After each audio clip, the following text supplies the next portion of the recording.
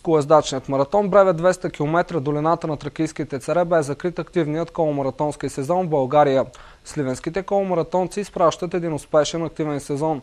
Те участваха в над 20 квалификационни коломаратона бревети от 200 до 600 км, успешно преодолени дистанции от 1000 км, успешно международно участие в България и Италия.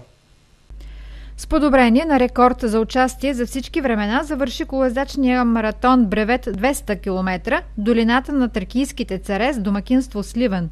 На старт застанаха 65 велосипедисти от 9 клуба и 15 града от страната. На финала завършиха 63 участника в най-масовата дистанция. Маршрутът на проявата бе Сливен, Кермен, Нова Загора, Твърдица, Гурково, Николаево, Казанлък и Сливен. Проявата стартира от площад Хаджи Димитър в Сливен и финишира отново там, като колоната изпрати и посрещна Иван Славов, заместник кмет на община Сливен.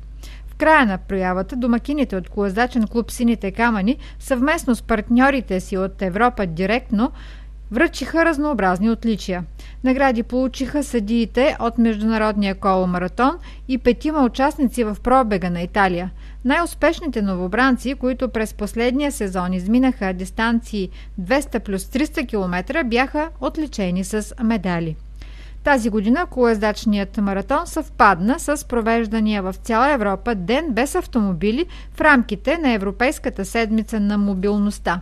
Още за проявата от един от основните организатори и най-успешен участник в колопробезите Лазар Владиславов. Успя ли този бревет да осъществи целта си? Мисля, че да, след като имаме подобрение на рекорда за участие за всички времена. 65 по последна информация стартираха и мисля, че има двама незавършени, което означава от 65-63, като последният рекорд беше от 55-54. Но за тази дистанция или по принцип за коломаратон? По принцип, но това е най-масовата проява, така или иначе, тази дистанция. И рекордите тук се правят.